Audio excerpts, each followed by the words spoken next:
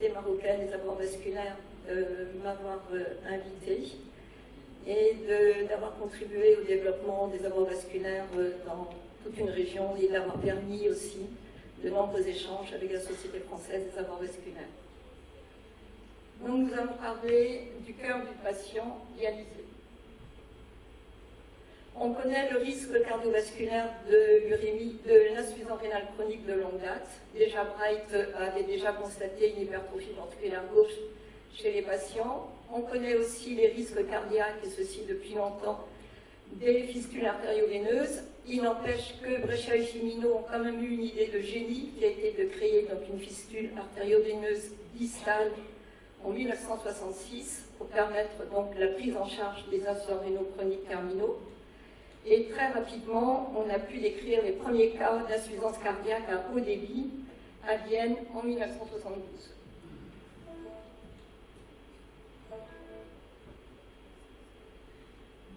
J'essaie de ne toucher à rien. Le risque cardiovasculaire chez les insuffisants rénaux paraît être multiplié globalement par 100 par rapport à la population générale. Comme vous le voyez donc ici. Par contre, les manifestations de cette atteinte cardiaque se font essentiellement sur le mode arythmique et sur le mode avec le risque de mort subite. L'insuffisance cardiaque aiguë est relativement rare, l'infarctus du myocarde aussi, relativement. Il faut savoir que l'atteinte cardiaque commence dès le début de l'insuffisance rénale chronique. Si on compare donc ici des hommes insuffisants rénaux chroniques comparés avec un groupe contrôle d'hommes en bonne santé et des insuffisants cardiaques connus, on s'aperçoit que progressivement, au fur et à mesure du développement de l'insuffisance rénale chronique, on observe une diminution des capacités à l'effort et de la réserve fonctionnelle cardiaque. Et on voit donc qu'au stade 5, on se rapproche presque de l'insuffisance cardiaque reconnue chez les patients non insuffisants rénaux chroniques. Donc l'atteinte cardiaque fait partie du syndrome urémique en fait. La cardiopathie urémique associe à la fois hypertrophie et dilatation et intéresse les 4 cavités, c'est-à-dire cœur droit et cœur gauche. C'est dominé donc par une fibrose très importante, avec un épaississement des parois ventriculaires, une fibrose du myocarde, mais aussi un développement donc, de fibrose entre les myocytes et une réduction également donc, de la quantité d'artérioles qui vont irriguer les myocytes. Et vous voyez ici à quel point donc, il y a un risque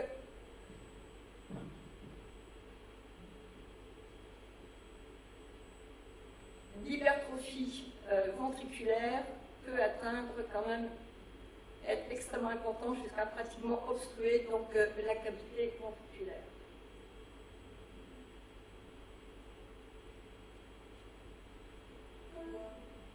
Les mécanismes de cette cardiopathie urémique sont multiples, on le sait. D'une part, l'insuffisance rénale chronique avec donc l'accumulation de toxines urémiques, du stress oxydatif, de tout ce qui concerne l'inflammation d'un côté, mais aussi de l'autre côté, toutes les anomalies du métabolisme phosphocalcique qui vont donc aboutir au développement donc, de cette pathologie cardiaque. Et il faut y rajouter, parce que avec les patients de plus âgés que l'on prend donc en charge actuellement en dialyse, il faut absolument y rajouter également la cardiopathie gériatrique qui est dominée, elle, par la dysfonction diastolique. Alors, quand on crée une fistule, on crée en fait presque un nouvel organe. C'est un duo, cœur-fistule, et il ne faudrait jamais interpréter l'un sans interpréter l'autre. L'un et l'autre s'influencent réciproquement. Dès qu'on crée une fistule, on a une augmentation du débit cardiaque qui peut atteindre dans les 20% dans les heures qui suivent la création de la fistule. Ça s'accompagne d'une diminution des résistances systémiques, d'une augmentation de l'activité du système nerveux autonome et d'une augmentation du volume sanguin, mais aussi d'une augmentation de la pression pulmonaire. En pratique, c'est comme si on créait une situation d'hypervolémie. Et dans les semaines et les mois, voire les années donc, qui suivent, Cette situation d'hypervolémie, entre autres choses, va contribuer à l'augmentation progressive du volume donc, des ventricules, des volumes donc, des oreillettes, va contribuer à l'aggravation ou au développement d'une dysfonction systolique et diastolique et à l'hypertension artérielle pulmonaire. Et c'est là que l'on finit par assister donc, à des tableaux de dégradation cardiaque. Les deux fonctionnent ensemble, cœur et fistule fonctionnent ensemble. Il existe une association entre le débit de fistule et le débit cardiaque, qui est plus ou moins linéaire. Ce qui est également intéressant, c'est que de l'autre côté, lorsque l'on crée une fistule chez un patient, chez un cœur qui est déjà défaillant, voire qui est déjà en insuffisance cardiaque, la fistule se développera moins que si la fistule est créée sur un cœur qui a des fonctions correctes. Et enfin, c'est un problème qui évolue dans le temps. La fistule, l'évolution du débit de fistule continue à se développer dans les mois et dans les années qui suivent. Donc, pour faire le point très régulièrement entre ces relations cœur et fistule. Alors, il existe un troisième larron dans cette histoire qui sont les variations volémiques. On sait que les insuffisants rénaux chroniques, terminaux en particulier, conservent donc de l'eau entre deux séances de dialyse et surtout, on leur soustrait donc de l'eau très rapidement, en quelques heures, au cours d'une séance de dialyse. Il a aussi été constaté donc, que l'hyperhydratation est associée à la dysfonction diastolique, comme on le voit ici chez 127 patients non encore dialysés, mais qui sont simplement hyperhydratés. S'ils ont un tableau d'hyperhydratation importante, on a des critères de dysfonctionnement diastolique. En cours de dialyse, j'ai des patients cette fois-ci donc dialysés. On assiste également, il y a plusieurs études donc, qui l'ont observé, à une diminution de la perfusion myocardique au cours de la séance de dialyse, avec une certaine récupération dans la demi-heure ou dans l'heure qui suit la fin de la séance de dialyse. Vous allez me dire, c'est des problèmes de volémie, ça, la fistule n'a rien à voir avec ça. Il suffit de réduire l'ultrafiltration pour qu'on n'assiste pas à cette diminution donc, de l'oxygénation myocardique. Ce n'est pas aussi évident que ça. Si on reprend dans cette étude où ils ont comparé donc, des sujets normaux, des sujets amniés péritonéales, des sujets qui ont une fistule radiale, des sujets qui ont une fistule brachiale, en suivant donc le ventricule droit, on voit bien que les patients qui ont une fistule ont des anomalies de ventricule droit plus importantes que les patients qui sont en dialyse péritonéale, et les patients qui ont une fistule proximale ont aussi des altérations plus importantes des fonctions du ventricule droit que les patients qui ont une fistule distale. Je crois que c'est vraiment quelque chose dont il faut bien se souvenir. Alors, si on regarde le débit et l'importance du débit de fistule, ce débit est associé aux dysfonctions ventriculaires, que ce soit donc au niveau du ventricule gauche. Par contre, je n'ai pas de pointeur, je suis désolée. Donc, au niveau du ventricule gauche, au-delà de 2 litres minute, on voit que la charge ventriculaire augmente de façon tout à fait franche. Et d'ailleurs, ces patients, ces 4 ou 5 patients qui ont donc des débits supérieurs à 2 litres minute sont aussi des patients qui ont une fistule proximale. Si on regarde du côté du ventricule droit, si on regarde simplement donc l'indice PAPS, les patients qui ont un débit supérieur à 2 litres par minute sont aussi les patients qui ont les PAPS les plus élevés. Ce signifie donc une dysfonction diastolique la plus sévère. Alors, encore pire, si je peux dire les choses comme ça, si on revient donc au duo cœur-fistule, il fonctionne déjà, donc, vous avez vu, donc, avec des interrelations très précises, mais il fonctionne aussi aux dépens du reste de l'organisme. Si vous avez un débit cardiaque à 4 litres minute et un débit de fistule à 1 litre minute, il ne reste plus que 3 litres minute pour oxygéner l'ensemble du reste des organes.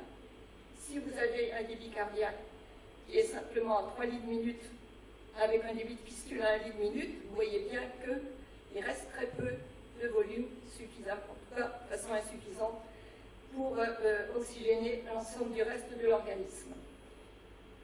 C'est donc très important de réduire au maximum l'importance du débit de fistule par rapport au débit cardiaque et d'essayer d'avoir un ratio débit de fistule sur débit cardiaque inférieur à 20%. Je n'ai pas dit que c'était facile à obtenir, mais c'est ce qu'il faut viser. Il est responsable, donc, ce duo cœur-fistule est responsable donc d'une hypovascularisation relative, bien sûr, mais plus ou moins importante en fonction du débit et en fonction de la situation cardiaque, de tous les autres viscères, que ce soit au niveau donc, du poumon, avec une hypertension artérielle pulmonaire et un risque d'infection pulmonaire à répétition, que ce soit au niveau des muscles, c'est parfois pas surprenant d'entendre des patients dire « je ne tiens plus debout », au niveau des viscères type intestin, ici c'est quelque chose d'intéressant, où une ischémie mésentérique a été considérée comme associée à un hyperdébit de fistule, et le fait de réduire le débit de fistule a fait disparaître les signes de l'ischémie mésentérique. Bien sûr, le cœur, même le myocarde, est soumis à contribution, et je ne parle pas de la main dont on a déjà parlé. Est-ce qu'on peut la prévenir ou la traiter, cette cardiopathie urémique? Ça signifie déjà qu'on voit les patients dès les premiers stades d'insuffisance rénale chronique, avec une prise en charge cardiologique et surtout un traitement intensif de la tension artérielle, et ceci a bien été montré avec des nouvelles recommandations à l'heure actuelle. En hémodialyse, on sait qu'on réduit la cardiopathie urémique en dialyse longue, c'est-à-dire sur plusieurs heures, c'est même assez spectaculaire. En quelques mois, on voit régresser la cardiopathie hypertrophique. La cardiopathie liée à la mort vasculaire, cette fois-là, est-ce qu'on peut aussi faire quelque chose ou est-ce qu'il faut se contenter de fermer les yeux? Je ne peux que répéter ce qui a déjà été dit tout au long de la matinée. La fistule doit être faite le plus distalement possible, avec un débit qui soit le plus bas possible, entre guillemets, compatible avec la circulation extracorporelle. Peut-être est-ce que le débit idéal serait peut-être de l'ordre de 800 ml par minute. Essayez de ne pas avoir autant que possible des débits de plus de 2 litres minute et des ratios supérieurs à 0,2. On sait que quand on ligature la fistule, on a une récupération partielle de la cardiopathie hypertrophique. Voilà, je vous remercie de votre attention. On verra tout à l'heure quand s'inquiéter et quand agir. Merci beaucoup. De m'avoir invité à cette manifestation scientifique pour partager avec vous quelques données concernant le devenir de la fistule artério-veineuse après transplantation rénale. Donc, tout d'abord, la fistule artério-veineuse représente la voie vasculaire de premier choix chez tout patient qui arrive au stade d'hémodialyse chronique pour différentes raisons. Il a une meilleure longévité et moins de complications, soit cardiovasculaires, soit infectieuses, par rapport à un cathéter veineux central. Mais toute création des fistules artério-veineuses peut être responsable de quelques complications cardiaques, en particulier l'hypertension artérielle, l'hypertrophie ventriculaire gauche, l'insuffisance cardiaque à haut débit et le syndrome de Vaud. Et ces complications cardiaques sont notées chez 12% des patients transplantés veineux. Alors, quelle est la place de la fistule artério-veineuse après transplantation rénale? Sur le plan théorique, il est inutile, mais il faut connaître qu'un patient greffé rénal est un ancien insuffisant rénal. Donc, on peut dire que tout patient greffé rénal reste un insuffisant rénal pour différentes raisons, parce que c'est un patient qui peut dégrader sa fonction rénale et peut retourner en hémodialyse. Mais sur le plan pratique, quelle est la place de la fistule artério-veineuse après transplantation rénale? En général, on a recours à la fistule pour traiter un rejet humoral en cas par échange plasmatique, parfois pour réaliser des prélèvements multiples en cas d'un réseau veineux superficiel défectueux, et parfois c'est des patients qui retournent en hémodialyse, donc on est obligé de réutiliser l'abord vasculaire initial et c'est la fistule artério-veineuse. Alors la grande question, faut-il ligaturer ou pas la fistule artério-veineuse après une transplantation rénale? Donc il n'y a pas de consensus, parce qu'on a peu d'études avec un faible effectif, mais en général, il faut ligaturer les fistules cardiotoxiques. Mais avant d'intervenir, il faut toujours évaluer la fonction rénale, vérifier la protéinurie, est-ce que ce patient a fait ou non un rejet, ou est-ce qu'il est à risque de développer d'autres rejets. Et bien sûr, il faut donc s'assurer de la néphropathie initiale, surtout les néphropathies qui récidivent. Et en général, le délai raisonnable pour intervenir, c'est 2 ans, c'est-à-dire 24 mois. La complication la plus montée chez les greffés, c'est l'hyperdébit. Cet hyperdébit va être responsable d'une hypertrophie ventriculaire gauche.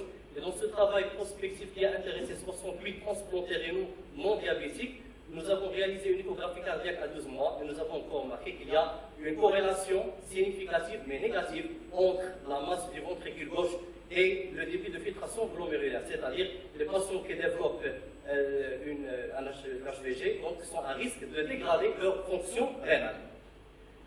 Donc sur le plan pratique et même théorique, donc, les principales indications de ligature et fissure artério-veineuse sont les fissures en hyperdébit avec insuffisance cardiaque. Et on définit deux niveaux d'hyperdébit. Il y a l'hyperdébit relatif, c'est-à-dire un débit de la fissure artério-veineuse supérieur à 1 litre par minute avec un débit FAV sur débit cardiaque supérieur à 20%. Et l'hyperdébit absolu, c'est des patients qui ont un débit de la fissure artério-veineuse dépassant 2 litres par minute. Bien sûr, le syndrome de vol vasculaire, c'est une indication pour les gassurés. Les anévrismes, surtout avec un risque de rupture élevé. Les infections, en particulier les abcès. Pour les thromboses, l'idéal, c'est de sauver cet abord vasculaire, surtout lorsque le patient présente une dysfonction chronique du greffon. Et bien sûr, il y a des greffes rénaux qui demandent la réalisation d'une ligature pour des raisons esthétiques. Mais toujours, il faut réaliser une cartographie avant d'intervenir pour avoir une idée claire sur les différentes possibilités de création de fissures artério-veineuses à long terme. Quel est l'impact de la fermeture de la fissure artério-veineuse sur le plan cardiaque et sur le plan rénal? Donc il y a différentes études qui ont montré que le fait de ligaturer la fissure artério-veineuse a un effet cardioprotecteur parce qu'il permet d'améliorer l'hypertrophie ventriculaire gauche, amélioration du retour veineux et donc on a moins d'événements cardiovasculaires. Par contre, il y a des études qui ont montré que le fait de ligaturer cette fissure artério-veineuse a un effet négatif à moyen voire à long terme par l'augmentation de la pression artérielle diastolique, par l'augmentation des résistances périphériques et par la mauvaise oxygénation tissulaire. Et donc, cet effet cardioprotecteur peut s'atténuer à long terme. Concernant la fonction rénale, il y a des études qui ont montré qu'il y a un risque de dégradation de la fonction rénale après la ligature. Donc, dans ce travail publié en 2018, donc, ils ont analysé différents travaux. Donc, par exemple, dans le travail de Veckers en 2017, qui ont comparé trois bras, des patients greffés rénaux sans abord vasculaire, des patients greffés rénaux avec une fissure ligaturée et des patients greffés rénaux avec une fissure fonctionnelle. Et donc, ils ont remarqué que le fait de ligaturer la fissure artério-veineuse précocement, c'est-à-dire moins de 12 mois après le greffe rénal, risque de dégrader la fonction rénale du greffon par des mécanismes hémodynamiques. Par contre, il y a le travail de Vajtek en 2010 qui a comparé deux groupes de patients, des patients avec une fissure fonctionnelle, donc 239 patients, versus des patients greffés, 72, avec une fissure non fonctionnelle. Et donc, ils ont remarqué que les patients qui ont ou qui gardent une fissure fonctionnelle dégradent plus leur fonction rénale à moyen et à long terme. Donc, il y a plusieurs publications dans ce sens, mais il n'y a pas de réponse, il n'y a pas de conclusion, il n'y a pas de consensus. Sur le plan pratique, il ne faut pas ligaturer avant 2 ans post-greffe rénale. Il faut toujours individualiser la prise en charge des patients, c'est-à-dire qu'il faut évaluer le risque de l'insuffisance rénale chronique chez tout greffé rénal avant de prendre ces décisions de ligature, surtout lorsque la fissure est fonctionnelle et non compliquée, c'est-à-dire une ligature pour des raisons esthétiques. Alors, quelle est l'expérience de notre service de néphrologie et de transplantation rénale du CHU Ibn Sina de Rabat? Donc, nous avons étudié 160 greffés rénaux entre 1998 et 2018. 117 patients avaient une fistule artério-veineuse native fonctionnelle au moment de la greffe rénale. L'âge moyen de notre patient est de 34 ans et une prédominance masculine, 60% des cas. L'ancienneté en hémodialyse était de 36 mois. La greffe a été réalisée à partir d'un donneur vivant apparenté dans 92% des cas. La néphropathie a été indéterminée dans 54% des cas. On avait seulement 9% des diabétiques et 4% des patients avaient une néphropathie vasculaire. Donc 92% des patients avaient une première fissure artério-veineuse et cette fissure était distale dans 82% des cas. Alors, concernant les complications, donc 14 cas de thrombose, c'est-à-dire 12% de l'ensemble de la population étudiée, avec une prédominance masculine. L'âge moyen était de 32 ans et c'était la première fissure chez tous les patients. Cette fissure était distale dans 13 cas. On avait un seul patient donc diabétique parmi les patients qui ont thrombosé leur fissure, avec donc 3 cas qui ont nécessité donc le retour en dialyse. Concernant la ligature de la fissure artério-veineuse, donc 17 cas de fermeture. Donc l'indication la plus fréquente, c'était donc les anévrismes avec risque de rupture, 9 cas. 4 cas de thrombose, c'était des thromboses étendues douloureuses. Donc pour des raisons esthétiques, 2 patients qui avaient donc un DFG supérieur à 60 ml par minute, un cas d'abcès et un patient avait une insuffisance cardiaque.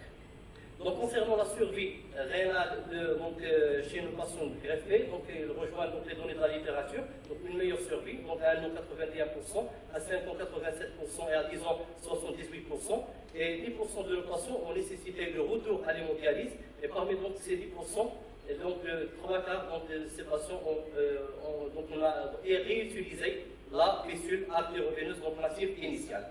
Et donc, pour conclure, donc, la fissure artério-veineuse représente un facteur de risque cardiovasculaire qui nécessite une surveillance. Il faut donc une évaluation et une exploration cardiovasculaire détaillée chez tout patient greffé rénal. L'indication en général, c'est les fissures cardiotoxiques. Et bien sûr, pour les fissures fonctionnelles non compliquées, c'est-à-dire les indications de dégradiocoraison esthétique, il faut toujours évaluer le risque, le rapport risque-bénéfice. Et je vous remercie pour votre attention. Merci beaucoup. On fera la discussion, les questions après. Donc on va appeler la présentation suivante, qui est le docteur Amrani, qui va nous parler du suivi par un néphrologue des phases nouvellement créées.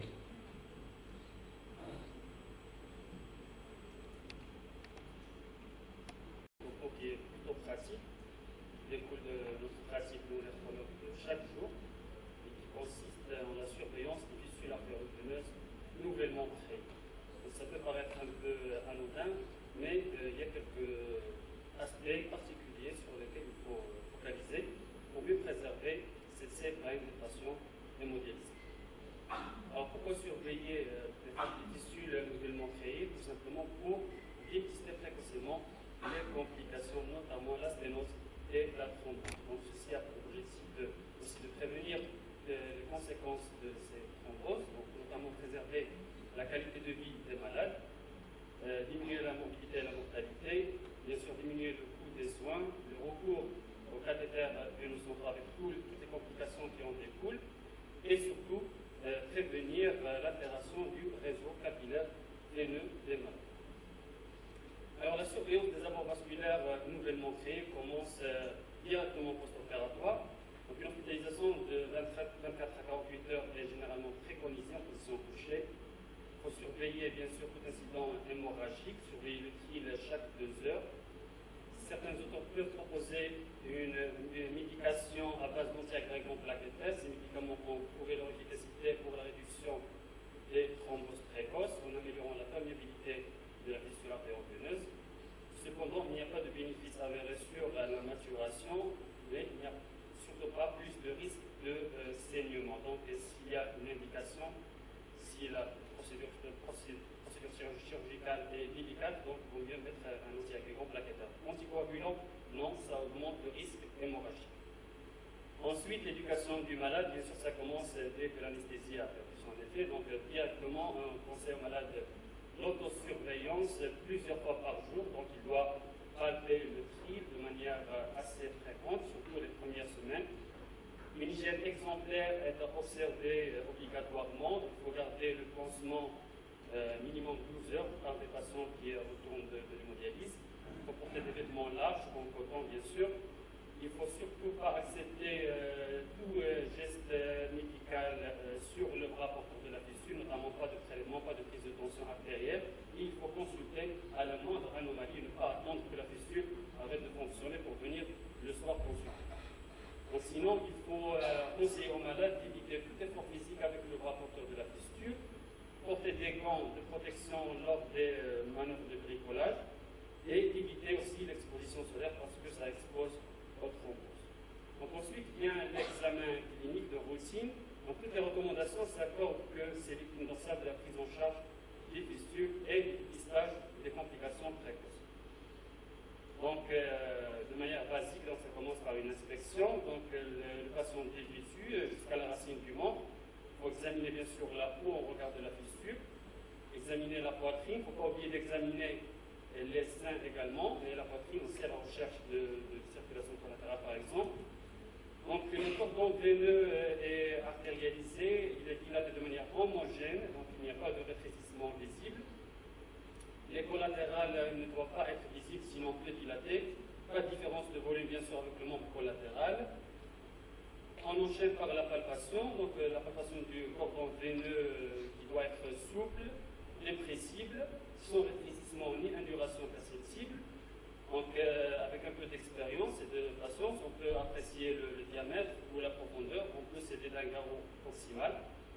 Donc, ensuite, le thrill, on va mesurer son intensité de manière subjective, bien sûr. Il est maximal à l'anastomose. Il se perd progressivement en distalité, des systoles diastoliques, et il disparaît à la compression. C'est intéressant.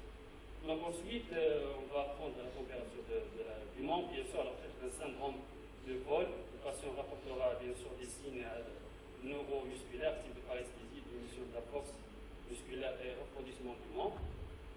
Donc on enchaînera par des manœuvres dynamiques. Le test d'élévation du membre, normalement la fistule doit collaber, sinon il y a une sténose d'aval.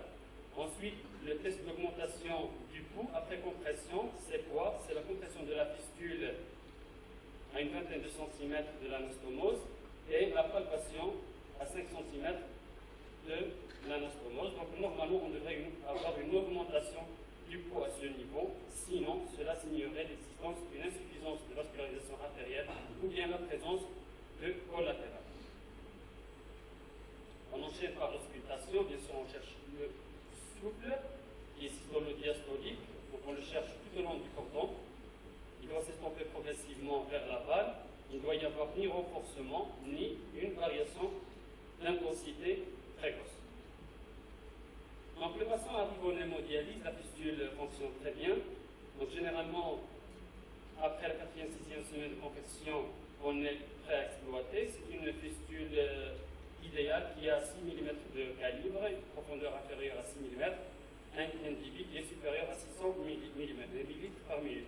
Donc on conseille aux malades de procéder à un lavage à domicile, appliquer une crème anesthésiante 1 heure avant de venir au service.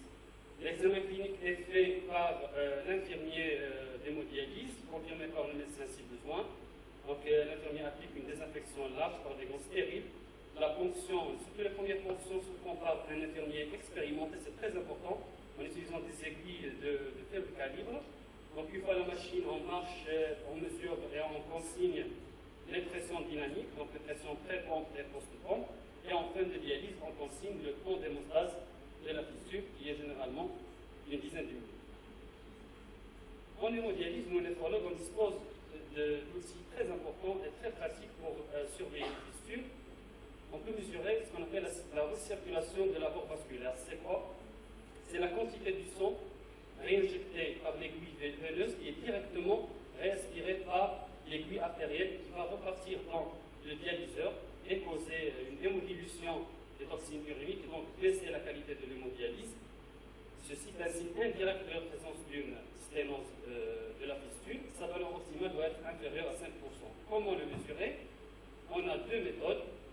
Donc la première méthode, c'est la dilution thermique, et la deuxième, c'est la dialysance. La dilution thermique, c'est le module Body Temperature Monitor, c'est la dilution thermique par le générateur Fresenius. Donc le principe est assez simple. Donc le générateur va appliquer une baisse de la température au niveau du secteur dialysase, qui va baisser la température de la ligne veineuse, et de là baisser la température de la circulation générale. Au niveau de l'aiguille artérielle, un capteur va capter la déperdition thermique et bien sûr elle est proportionnelle au degré de la sténose de la fistule.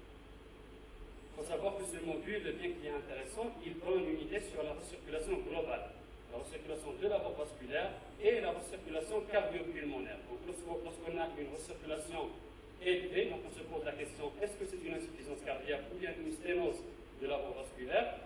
Donc pour répondre à ça, de manière pratique, sans avoir recours ni à l'échographie thoracique ni à l'échographie Doppler, donc on mesure le débit de la voie vasculaire. Comment faire? Une formule très simple. Donc on mesure la recirculation en position normale des lignes artérielles et veineuses, puis la recirculation en inversant les lignes. Et on incorpore tout ça dans cette relation mathématique et on multiplie par le débit de la compassion. Bien sûr, il ne faut pas changer l'ultrafiltration et ça donne le débit de la voie vasculaire. Ça a été démontré dans une étude de l'OCDIS que c'est corrélé directement au débit mesuré par l'échographie Doppler. La deuxième méthode de mesure, c'est la recirculation par dialysance. Le principe est presque le même. Cette fois, au lieu d'induire une différence de température, on va induire une différence de concentration. Donc par la ligne veineuse, on va injecter du sérum salé et on va récupérer la différence de concentration au niveau de l'aiguille artérielle.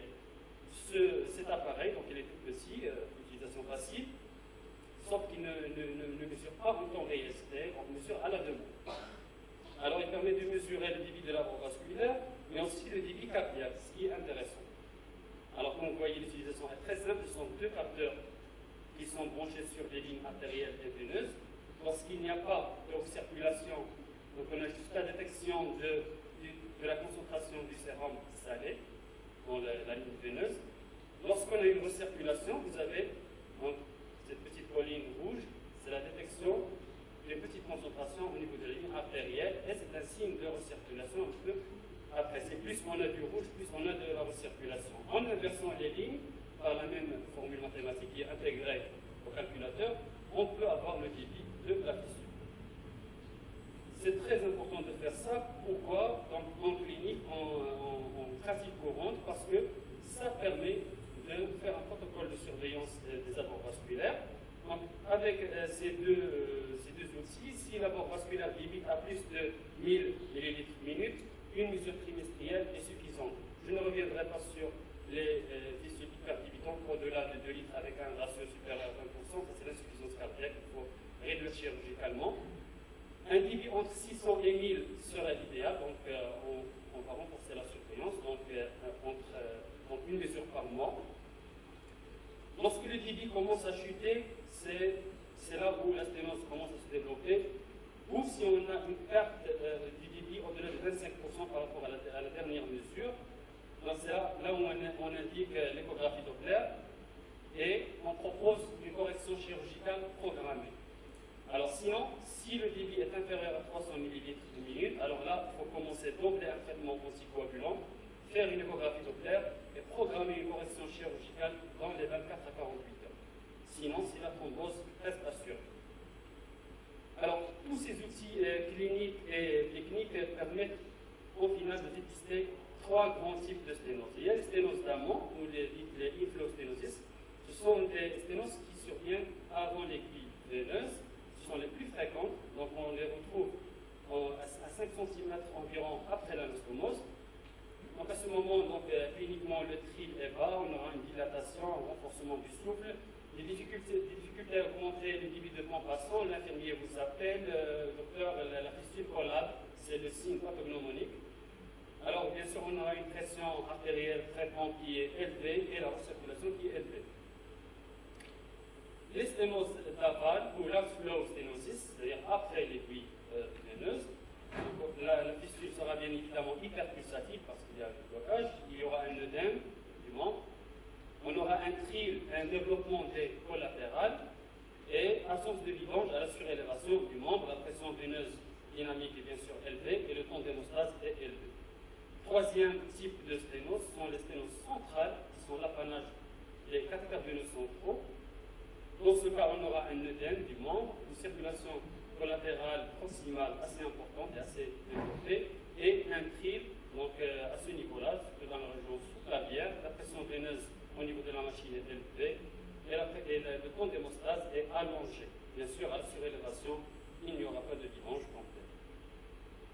Donc, à côté de ces examens cliniques et techniques que nous avons sous la main en dialyse immédiatement, donc on peut céder d'autres examens, donc notamment l'échographie Doppler. Par le néphrologue, pourquoi pas? D'ailleurs, c'est la machine qu'on utilise au service pour faire la biopsie rénale, mais en même temps pour explorer les fistules artério-veineuses à problème. Idéalement en présence de l'infirmier, surtout pour les premières fonctions, donc on fait assister notre infirmier de dialyse pour repérer le cordon veineux, sa profondeur et les points de fonction. Il faudrait conclure. D'accord. Alors, bien sûr, il y a aussi d'autres marqueurs comme la qualité d'hémodialyse, surtout le KT sur B et les marqueurs de l'urémie. Enfin, cette prise en charge des précoces des abords vasculaires doit s'inscrire dans une démarche de qualité de l'équipe. Donc, ça implique une équipe bien sûr motivée, incluant néphrologue, chirurgien, infirmier, radiologue, pour faire des réunions régulières, revoir des dossiers à problème, prendre des décisions collégiales.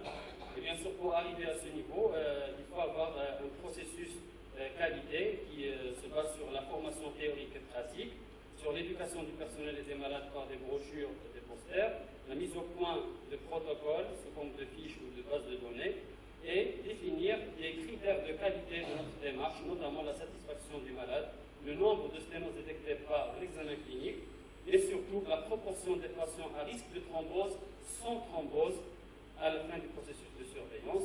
Il faut valider ces résultats par des études et des publications, ou mieux les inscrire dans un registre national. Donc, pour conclure, je dirais que l'examen clinique constitue la pierre angulaire de la prise en charge précoce des fistulaires artério-veineuses.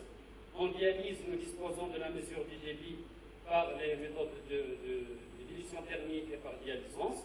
On peut avoir recours au Doppler le moindre doute, et la prise en charge doit s'inscrire dans une démarche qualité globale. Je vous remercie. Merci beaucoup.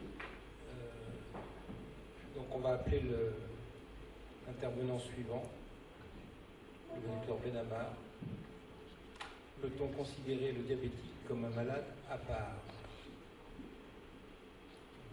Dans le troisième pit stop de l'après-midi.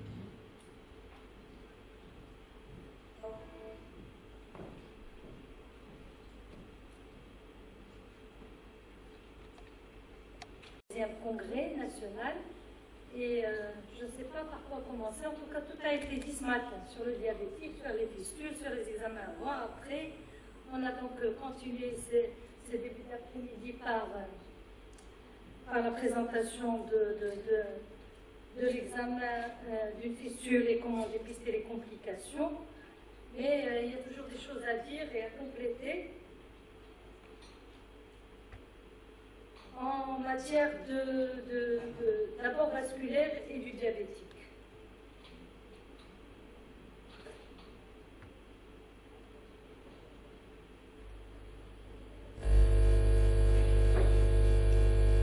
Le diabétique comme un malade à part, du point de vue du néphrologue.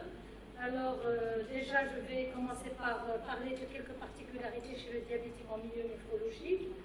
Qu'en est-il de la maladie rénale chronique chez les diabétiques? Qu'en est-il de l'abord vasculaire? Je vais conclure. Alors,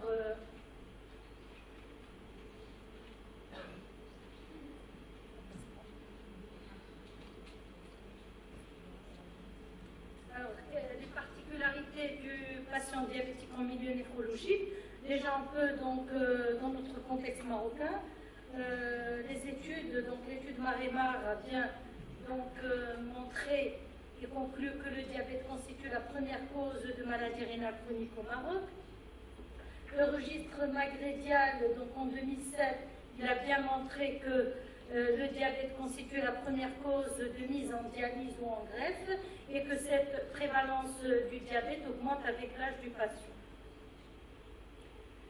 Alors, 30% des patients dialysés sont des diabétiques avec une incidence de 6 000 patients diabétiques par an. Cette incidence donc, passe de 10 à 15% par an et c'est des IRCT d'origine diabétique. L'âge moyen des patients en mise en dialyse est de 60 ans et la mortalité cardiovasculaire chez ces patients diabétiques de type 2 en IRCT est 3 fois supérieure chez les diabétiques en IRC non encore dialysés. Alors cette étude donc, montre bien que la survie des patients incidents en IRCT diabétique est moindre que ceux qui ne sont pas diabétiques et que le décès est expliqué, d'abord il est supérieur, 10 fois supérieur que chez les patients diabétiques sans maladie rénale chronique et que ce décès est expliqué surtout par des atteintes vasculaires périphériques et cérébrales. Donc qui dit vasculaire périphérique dit donc des ischémies des membres inférieurs mais aussi supérieurs avec des AVC qui sont fréquents chez ces patients. Alors pourquoi il y a cette particularité chez le diabétique avec maladie rénale chronique? D'abord parce que le diabétique c'est un patient qui a une vasculopathie. On considère le diabète comme une maladie métabolique, mais chez des patients donc, qui ont des atteintes viscérales, ils sont dus à une vasculopathie, du fait que le diabète va entraîner aussi bien des atteintes viscérales que vasculaires.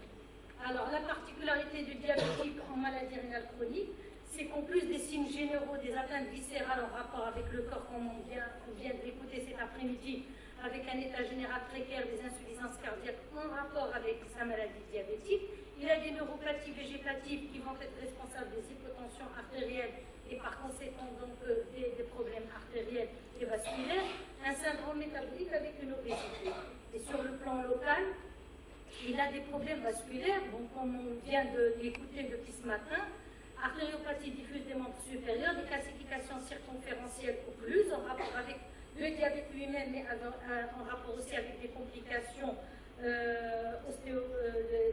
des troubles minéralo-osseux, raréfaction du réseau artériel de la main et un réseau veineux superficiel souvent médiocre, aggravé donc par les prélèvements chez des patients qui ont un suivi long et lourd.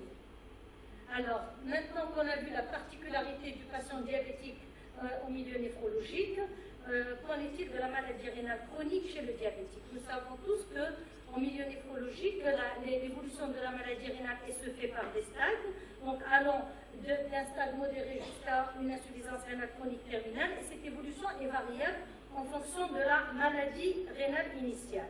Alors, chez le diabétique en particulier, c'est une progression qui est rapide et variable, et imprévisible surtout. Donc avec un déclin en moyenne de 6 ml minutes par an. Ceci est dû au diabète lui-même avec ses complications et sa vasculopathie, mais aussi en rapport avec la maladie rénale et ses complications. Et si on prend un exemple, un patient, on a dit, qui arrive chez nous, diabétique, aux alentours de 50 ans, il a un DFG à 40. Si on estime que le déclin de sa fonction rénale il est de 6 ml par minute, en 5 ans, il va être en terminale, donc à l'âge de 55 ans. Et dans cette période, on n'arrive pas à prendre en charge nos patients et à prévoir donc cette prise en charge et les modalités de dialyse chez ce patient. C'est pour ça qu'il faut suivre ces patients. Pourquoi? C'est pour qu'une fois qu'ils ont une clairance de créatinine de moins de 30, il faut savoir leur expliquer, les préparer d'abord aux techniques de suppléance. D'abord, on a un patient diabétique, il doit choisir sa technique de 1, et s'il choisit sa technique, il faut donc envisager l'abord qu'il faut. D'où l'intérêt d'une éducation thérapeutique. Donc, tout à l'heure, dans la conférence de M. Lamani, il a bien parlé de l'éducation thérapeutique sur l'abord vasculaire, qui est une pierre angulaire pour préserver cet abord vasculaire. Alors là, nous, en amont de tout ça, l'éducation thérapeutique est très importante pour pouvoir suivre le patient diabétique de 1 et le préparer aux techniques de suppléance. Et pour qu'il choisisse la technique qu'il préfère. Qu'il préfère ou qu'il a pu entendu parler de différentes techniques. Voilà. Le choix de la technique, donc, on va lui proposer d'abord les 3 techniques. La dialyse péritonéale, donc, qui est peu connue dans notre contexte. Transplantation rénale reste très discutée vu que c'est un patient âgé et qui présente des comorbidités. En fin de compte, donc, le choix va être plus fréquemment fait pour l'hémodialyse. Donc, une fois qu'il choisit l'hémodialyse, il faut lui proposer l'abord vasculaire. L'abord vasculaire, c'est d'abord une fistule artério-veineuse, comme on vient de l'écouter. Elle doit être indiquée en première intention, elle doit être donc faite dès le stade 4 de la maladie rénale, c'est-à-dire entre une clairance de 30 et 15. Mais comme on l'a bien entendu, c'est très difficile parce que l'évolution elle est imprévisible. Si le patient a choisi la technique, il ne veut pas faire sa fistule précocement, et beaucoup d'autres facteurs peuvent intervenir à la confection de cette fistule. Cette fistule doit être faite précocement. Pourquoi? Pour éviter les cathéters temporaires qui sont source d'infection, pour respecter le temps de maturation qui normalement est plus long chez ce patient diabétique âgé, et multicompliqué, et surtout avec des complications de la maladie rénale que sont les troubles minéralo-osseux qui favorisent les calcifications. Alors, faire cette fistule, il faut une évaluation clinique, surtout, depuis tout ce matin, on écoute, donc il faut élaborer les fistules, il faut faire des échographies, le chirurgien doit essayer d'examiner, mais il ne faut pas oublier l'interrogatoire, et l'interrogatoire, ça se fait dans un milieu médical, et surtout en néphrologie, et préciser certains points très importants qui nous reflètent l'état vasculaire du patient.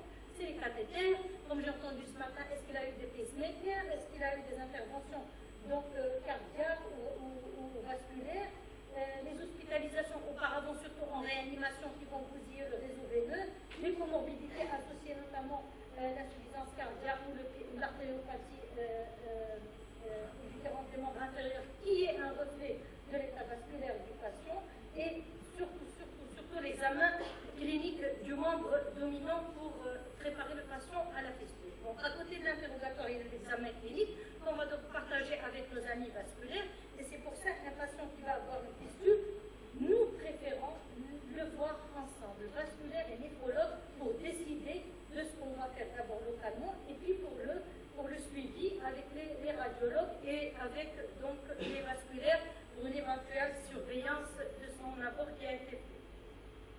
Alors l'évaluation radiologique, on l'a bien aussi écouté ce matin, ça peut aller de l'examen clinique vers une radio standard jusqu'à l'artériographie quand on a une cartographie qui n'est pas donc favorable pour un abord vasculaire facile.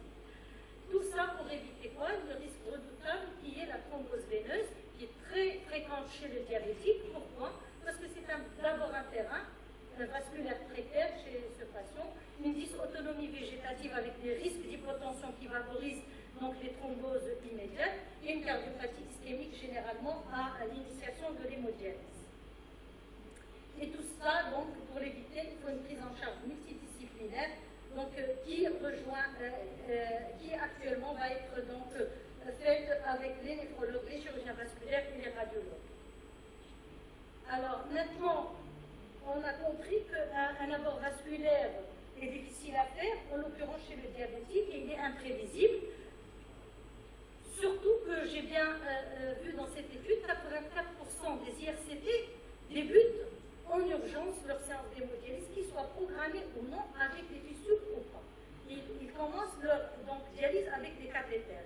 Une étude donc plus restreinte dans un milieu spécialisé à l'hôpital militaire, donc c'est des patients qui sont bien suivis, on ne va pas dire que c'est une étude biaisée, mais c'est des patients qui sont bien suivis. Malgré leur suivi et leur préparation pour l'hémodialyse, 61% font leur première séance par un cathéter temporaire.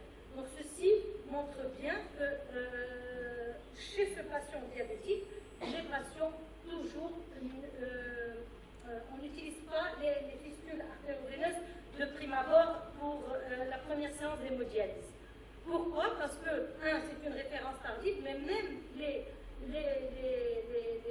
patients programmés arrivent pour leur première séance d'hémodialyse dans un état d'urgence. Soit on a peur d'utiliser leur fistule en urgence, parce qu'ils sont venus le soir et il n'y a pas le néphrologue ou donc le vasculaire avec nous qui va pouvoir nous guider pour fonctionner de cette fistule. Donc de peur qu'on va mettre un cathéter pour sauver le patient, soit que le patient n'est pas programmé et donc il arrive en insuffisance rénale chronique terminale alors qu'il n'a pas de suivi et donc par conséquence il n'a pas d'abord vasculaire. Alors quand le patient il a un suivi, je termine, quand il a un suivi néphrologique, le problème ne se pose pas. Par contre, quand on le voit aux urgences, c'est un cathéter temporaire, impossibilité de créer une FAV en urgence et vu le risque infectieux, on va donc passer par un cathéter tunélisé à privilégier, à mon sens et selon mon expérience, pour préparer ce patient diabétique à mauvais état vasculaire pour une fistule artério-veineuse. Et donc je conclus que l'augmentation constante des nombres de diabétiques en hémodialyse fait que leur rapport vasculaire ou leur suivi doit être organisé par une prise en charge multidisciplinaire en collaboration avec les vasculaires et puis les radiologues afin donc de préparer au mieux le patient au traitement de suppléance. Et je vous remercie. Merci beaucoup. Alors, il y a un peu de discussion. Alors, on va faire une seule question par présentation. Est-ce que quelqu'un a une question à poser pour la présentation, le cœur du patient dialysé et l'hyperdébit?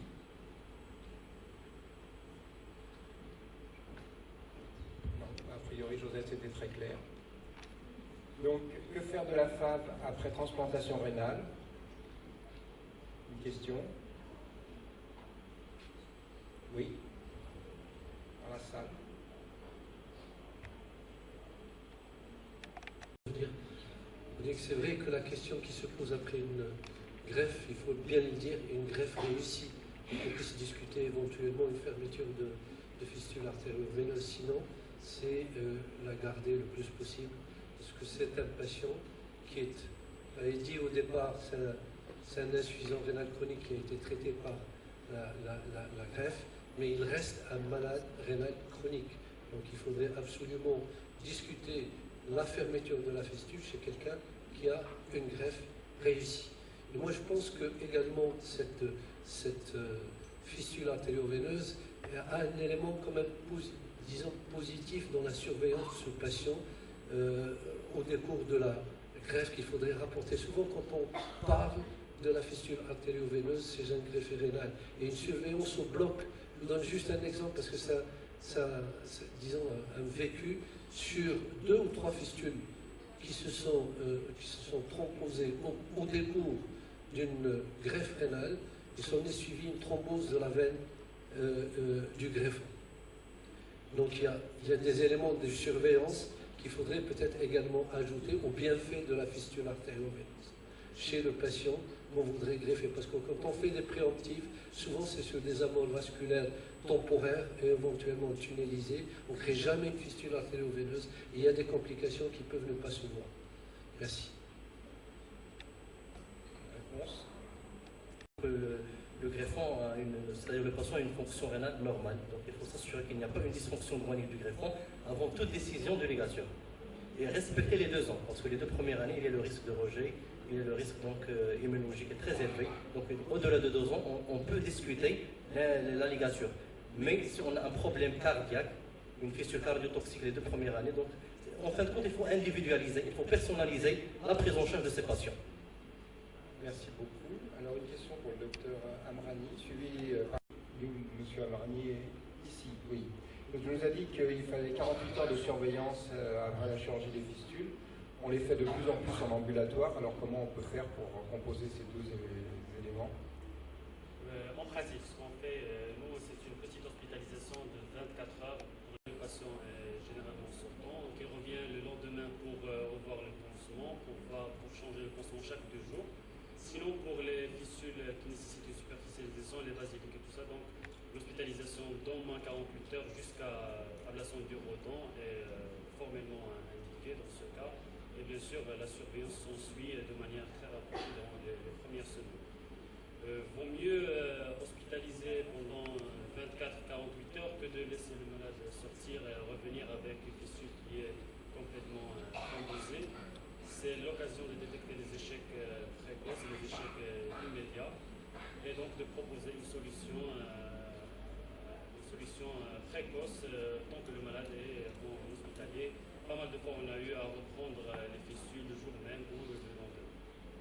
Et pour l'antiagrégation, avant la fistule, après, quel antiagrégant? C'est au cas par cas. Ce que j'ai trouvé dans la littérature, c'est qu'on peut prescrire des antiagrégants plaquettaires pour des patients qui ont un profil particulier de thrombose. Donc on peut prescrire, ça aide à prévenir les thromboses précoces, à mieux perméabiliser la fistule, sans un risque surajouté de saignement comme on pourrait craindre.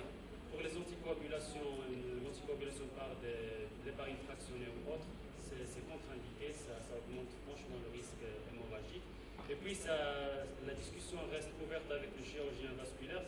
Parfois c'est le chirurgien qui indique de maintenir ou non un traitement anticoagulant ou anti-agrégant plaquettaire selon le profil des patients. Par exemple, les patients porteurs d'amylose, c'est des patients qui thrombosent rapidement, et les chirurgiens aiment opérer ça sous anticoagulant. D'autres qui saignent plus rapidement, donc on préfère arrêter le traitement minimum 1 semaine avant l'intervention chirurgicale. C'est au cas par cas, c'est une discussion toujours ouverte avec nos collègues chirurgiens. D'accord, merci. Alors pour la dernière présence entre les explications du matin et de l'après-midi sur le patient diabétique, merci beaucoup pour cette session. Et nous allons enchaîner directement avec l'autre session, c'est-à-dire l'accès vaculaire chez le coronarien et l'insuffisance cardiaque, quand créer et quand fermer une fistule. Josette est déjà là, oui, par le docteur Penguilo. Et fistule artério-veineuse. Commencer par les problèmes cardiaques, toujours penser au retentissement cardiaque possible. Nous, en tant que néphrologues, en règle générale, on est plus inquiet par une fistule qui ne se développe pas bien ou qui est difficile à fonctionner que par une fistule beaucoup plus importante qui ne pose aucun problème de fonction, alors que très probablement, ce sont ces très grosses fistules qui, si on les laisse en l'état, vont peut-être mettre en jeu à terme la vie du patient. Or, dans les services, ici c'est celui de Tours, à gauche, l'autre c'est dans la littérature, on a un pourcentage de patients qui ont des débits de fistules supérieurs à 2 litres minute, même si on fait attention. Il faut donc penser à l'atteinte cardiaque en permanence, en sachant que c'est bien la tolérance des organes à la fistule artério-veineuse qui va définir le débit de fistule qui va devenir délétère. Ceci concerne aussi bien donc le cœur, le poumon que les autres organes. Et les risques de défaillance cardiaque sont d'autant plus élevés, défaillance cardiaque viscérale, sont d'autant plus élevés que le débit de fistule absolu est supérieur à 2 litres minute, ou que le ratio débit de fistule sur débit cardiaque est supérieur ou égal à 0,3, mais aussi si la fistule est proximale ou si la fonction myocardique est déjà altérée. Il faut savoir surveiller, les choses se passent dans le temps. Je vous rappelle donc que le débit de fistule augmente avec le temps, en même temps souvent que le débit cardiaque. Savoir donc examiner les patients, les interroger et rechercher les signes d'insuffisance cardiaque. Très souvent, on ne se donne pas le temps de le faire. Mesurer régulièrement les débits de fistule artério-veineuse par méthode transonique ou autre méthode. La méthode transonique reste la référence pour les mesures de débit en cours de dialyse. Surveiller le cœur de façon par l'échographie, en définissant bien le moment par rapport à la dialyse auquel vous allez faire votre échographie en fonction de vos objectifs, et mesurer le débit cardiaque. Là encore, le transonique permet de mesurer le débit cardiaque en cours de dialyse. Et il y a d'autres façons donc de le mesurer quand on ne dispose pas du transonique, et la radio pulmonaire aussi, qui existe encore. Rechercher les signes cardiopulmonaires de mauvaise tolérance. Certes, on connaît tous les critères d'insuffisance cardiaque selon l'association américaine de cardio, mais il faut penser chez les dialysés chroniques à d'autres signes qui doivent attirer l'attention. C'est par exemple les OAP à répétition, les affections pulmonaires à répétition, on n'y pense pas assez, bien sûr un OAP ou un angor en cours de séance de dialyse, et les signes qui sont autres, c'est l'asthénie, la cachexie, la perte d'autonomie chez une personne âgée, l'impossibilité de se lever en fin de séance. Il faut penser que c'est peut-être simplement lié à un débit cardiaque qui ne permet plus d'assurer la vascularisation, l'oxygénation du reste de l'organisme. Et bien sûr tenir compte des critères échographiques et de l'évolution des critères échographiques, l'aggravation de l'hypertrophie, la diminution des fractions d'éjection, l'aggravation de l'HTAP, les fonctions, l'altération des fonctions diastoliques, cardiaques bien sûr. Dès qu'on a un débit absolu supérieur à 2 litres minute, on est à peu près sûr, c'est très prédictif de la survenue d'une insuffisance rénale, d'une insuffisance cardiaque, avec une sensibilité, une spécificité tout à fait importante. Ça, c'est l'étude donc de Basilée, qui montre bien que les patients qui développent des signes d'insuffisance cardiaque, ce sont les patients qui sont situés ici, c'est-à-dire à plus de 2 litres minute. Ce sont aussi ceux où la charge ventriculaire gauche est la plus élevée. Tout ce qui est en bleu ici, ce sont des fistules proximales, et cela rajoute donc le deuxième critère auquel on doit toujours faire attention, c'est que toute fistule proximale est à plus haut risque qu'une fistule distale. Et enfin, tout ceci doit toujours être interprété en fonction de l'hydratation. La première chose à faire, c'est d'abord de réduire la volémie des patients autant qu'on peut le faire, puisque la fistule en elle-même crée un état d'hypervolémie, et là-dessus se rajoutent tous les problèmes donc, de prise de poids entre 2 séances de dialyse chez un dialysé chronique. Le plus simple pour moi, ça a toujours été de faire la répartition graphique ici. Vous prenez donc d'un côté, vous mettez donc le ratio 0,20, 0,30, donc débit de fistule sur le débit cardiaque, le débit cardiaque ici, et vous regardez comment se répartissent vos patients. Et là, on a parfois des surprises. Certes, on peut avoir des patients, ici c'est la corde de Tours, on peut avoir donc des patients qui se répartissent tout à fait, qui ont donc une adaptation cardiaque tout à fait correcte, a priori, c'est-à-dire un débit cardiaque qui s'est élevé avec un débit de fistule qui reste correct à un ratio inférieur à 0,20. Et beaucoup de patients évoluent sur le mode hyperkinétique, en particulier les gens jeunes, qui ont à la fois un débit cardiaque élevé et un ratio élevé. Ce sont des patients que l'on doit absolument suivre et pour qui il faut se poser la question, tout au moins si c'est facile, si c'est relativement simple, de réduire quand même le débit. La première chose à faire étant de ramener les patients à leur poids sec, ce qui n'est pas toujours non plus si évident que ça. Et enfin, vous avez des patients qui, eux, ont un débit cardiaque déjà bas, parfois avec des ratios relativement élevés. Là, ce sont des patients à très grand risque, qui sont quasiment déjà en insuffisance cardiaque. Et donc, y penser et agir, y penser certainement dès que vous voyez des fistules supérieures à 2 litres par minute, il faut ramener d'abord les patients au poids sec et ensuite évaluer les risques de réduction de débit, ligature de fistule. Et parfois, mais je le mets quand même, on choisit de ne rien faire pour des raisons diverses. Mais en tout cas, il faut vraiment y penser et surveiller ces patients. Et si vous avez des patients dont les ratios sont supérieurs à 0,2, soit ils ont un débit cardiaque élevé, et on revient donc à la case précédente, soit ils ont un débit cardiaque bas, et là c'est très clair, il faut ligaturer la fistule et mettre un cathéter. Alors on peut aussi réfléchir à quand ne pas faire de fistule. On sait qu'en France, à l'heure actuelle, les objectifs sont de réduire au maximum la prise en dialyse donc des patients pour traiter l'insuffisance rénale chronique, c'est-à-dire favoriser la transplantation rénale préemptive en particulier au maximum. Chez ces patients-là, ça n'est peut-être pas nécessaire de faire une fistule artério-veineuse.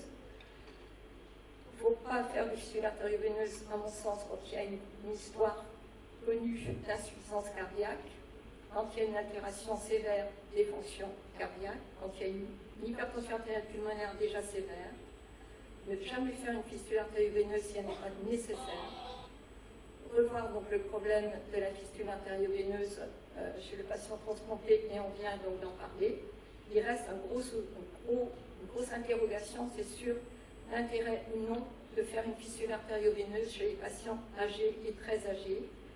Ça demande une discussion tout à fait importante dans ce domaine. Alors, dans la deuxième partie de cette présentation, on m'a demandé de parler des coronariens, spécifiquement. Alors, est-ce que j'ai essayé de répondre à des questions que je me suis posées? Est-ce qu'on peut créer une fistule artério-veineuse chez un coronarien? Oui, bien sûr. Sauf qu'il ne faut jamais le faire au moment où il existe une instabilité angineuse chez ce patient. Ça doit d'abord être traité. Il y a toujours, quand on crée une fistule artério-veineuse, un risque de révéler une coronaropathie latente. Et s'il n'est pas rare de voir une douleur angineuse se décompenser ou apparaître quelques jours après la création d'une fistule artério-veineuse. Il faut donc reconsidérer le patient à ce moment-là et le traiter bien sûr comme un coronarien. Est-ce qu'on peut créer une fistule du côté d'un pontage coronarien fait à partir donc, des artères intrathoraciques? Il y a toujours un risque, on a décrit des risques de vol vasculaire du pontage coronarien lors de la création d'une fistule ou lors de son utilisation au long cours, et ça se traduit donc parfois par une douleur angineuse ou un OAP en cours de séance de dialyse. Sauf qu'il se viendra d'autant plus que le débit de fistule est élevé, mais par contre il n'est pas constant, et j'ai retrouvé cette étude comparant donc 155 patients ayant eu un pontage coronarien à partir d'une artère intrathoracique, avec donc une fistule faite soit du côté du pontage, soit de l'autre côté, et à terme, dans cette étude en tout cas, il n'y a pas eu de différence quant aux événements cardiovasculaires de l'un ou de l'autre côté, où était faite la fistule. Il n'empêche que si vous créez une fistule, si vous pouvez ne pas créer une fistule du côté d'un pontage coronarien, c'est mieux. Si vous le faites, surveillez encore plus cette fistule, si possible. Peut-on utiliser la voie radiale pour une coronarographie? En général, d'ailleurs, les cardiologues ne vous demandent pas votre avis. Mais en pratique, théoriquement, oui, mais en sachant que l'on s'expose quand même à des soucis ensuite, parce que le risque de thrombose de l'artère radiale est de l'ordre de 10% chez les patients qui viennent d'avoir une coronaro par voie radiale. Le risque de déchirure de l'artère radiale est relativement important. Et il faut donc absolument avoir ça en tête et bien savoir, et ça, M. Desclémy l'a bien dit tout à l'heure, il faut bien savoir si un patient a ou non eu une coronaro par voie radiale antérieurement pour pouvoir définir ou créer la fistule tout en restant la plus distale possible. Et c'est un peu pour ça que l'on a proposé des voies radiales encore plus distales que la voie radiale, si l'on peut dire, donc au niveau de la tabatière anatomique, par exemple, voire même par voie cubitale. Je pense que c'est peut-être réservé à des cardiologues expérimentés, mais il faut savoir que cela peut exister, que cela peut peut-être aider, en tout cas chez les insuffisants rénaux chroniques terminales susceptibles d'avoir une fistule artério-veineuse. Est-ce que l'on pourrait utiliser la fistule artério-veineuse pour faire une coronarographie? À la limite, pourquoi pas? Je pense quand même qu'il faut pencher ça à des radiologues expérimentés et qui connaissent bien la fistule. Est-ce qu'on peut faire une coronarographie chez un coronarien en insuffisance rénale chronique terminale non encore dialysée? S'il faut faire une coronarographie, il faut bien la faire. En sachant, il faut quand même savoir, et il faut gérer ce geste, en sachant qu'il y a un risque très important d'aggravation de la fonction rénale et qu'il faut d'emblée, voire avant, prévoir donc une voie d'abord de secours, type cathéter, pour éventuellement être capable de dialyser le patient donc rapidement. En tout cas, c'est un geste qui doit être géré. Je vous remercie de votre attention. Merci beaucoup. Donc, j'appelle l'intervenant suivant, le docteur Mojou. Gestion de l'abord vasculaire en hémo.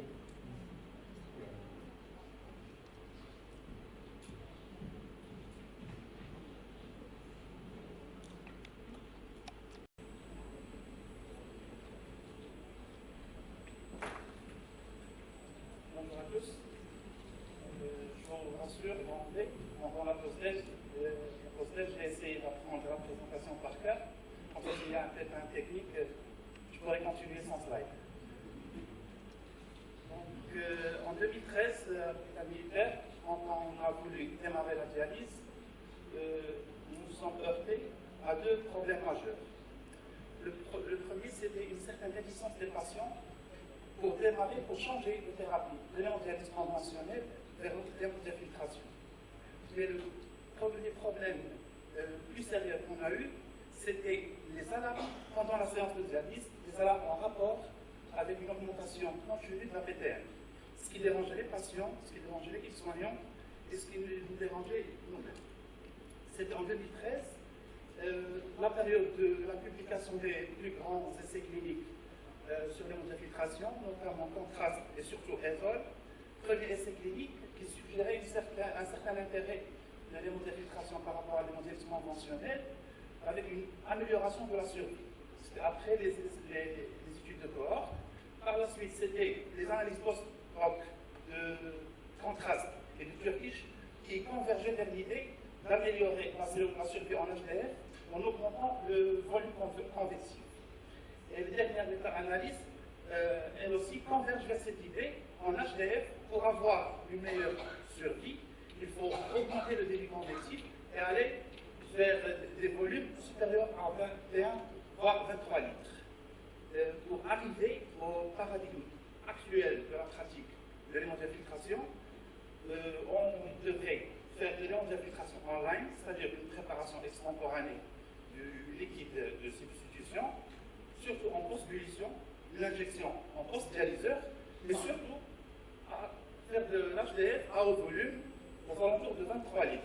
Il y aurait une corrélation significative, une amélioration de la survie. Plus on augmente le débit convectif, mais à partir de 23 litres, qu'on normalise ou pas par rapport au poids du patient, il n'y a pas d'intérêt à aller vers des volumes beaucoup plus élevés. En tout cas, les données actuelles ne le suggèrent pas. Donc si nous acceptons cette idée de faire de l'HDF à haut volume, nous constatons une anomalie, ou plutôt un paradoxe, quand on regarde les données des grands cohortes, notamment DOTS, ici c'est DOTS 4 et 5. En Europe, l'HDF est faite à peu près chez 20% des patients, mais quand on regarde les volumes convectifs, 20% de l'ensemble des hémodialysés, mais quand on regarde les patients en HDF, il n'y a que 20 à 25% des patients qui atteignent des volumes convectifs tels qu'il est recommandé. Donc, en général, les choses ne se sont pas améliorées significativement entre la phase 4 et la phase 5 de DOS, qui est jusqu'à 2015. Et donc, ce paradoxe-là nous incite à se poser deux questions. La première, quelle est l'influence de l'apport vasculaire sur l'efficacité d'une séance HDF, et plus précisément, quel est le rôle de l'apport vasculaire pour atteindre un volume convectif conséquent. Et la deuxième question, c'est est-ce que l'apport vasculaire joue un rôle en HDF au-delà du volume convectif? C'est ce que je vais essayer de développer dans la suite de la présentation. Je rappelle juste que les déterminants du volume convectif lors d'une séance HDF sont plusieurs, notamment la durée de la séance. Plus une séance est longue, mieux est le volume convectif. Le générateur ou le moniteur d'HDF joue un rôle, mais surtout les deux paramètres qui influencent majoritairement la dose convective sont les performances de l'hémodiafiltre ou du dialyseur, parce que son coefficient de perméabilité est par sa surface, et l'apport vasculaire via le débit sanguin du circuit extracorporel et via la fraction de filtration. La fraction de filtration, c'est la quantité du plasma filtré pendant la séance qu'on calcule par rapport au rapport débit d'ultrafiltration injecté sur le débit sanguin. Donc cette équation, pendant une séance de dialyse, ou plutôt d'hémofiltration, nous informe que tout le circuit extracorporel, il faut le prendre comme un tout, comme un continuum, abord vasculaire, circuit extracorporel, ligne artérielle et ligne veineuse, et hémodiafiltre. Ils font partie d'un seul système avec le même phénomène biophysique à l'intérieur, avec une turbulence du sang. Donc, pour parler d'un volume convectif adéquat, tous ces paramètres jouent un rôle concomitant.